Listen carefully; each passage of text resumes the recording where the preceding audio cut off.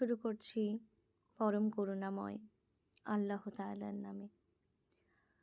শপথ সেই ফেরেশতাগণের যারা ডুব দিয়ে আত্মা উৎপাদন করে। শপথ তাদের যারা আত্মার বাঁধন খুলে দেয় মৃদুভাবে। শপথ তাদের যারা সন্তরণ করে দ্রুত গতিতে। শপথ তাদের যারা দ্রুত গতিতে অগ্রসর হয় এবং শপথ তাদের যারা সকল কর্ম নির্বাহ করে কেয়ামত অবশ্যই হবে। যেদিন প্রকম্পিত করবে প্রকম্পিতকারী, অতঃপর পশ্চাতে আসবে পশ্চাৎগামী, সেদিন অনেক হৃদয় ভীত বিহ্বল হবে, তাদের দৃষ্টি নত হবে। তারা বলে, আমরা কি উল্টো পায়ে প্রত্যাবর্তিত হবই?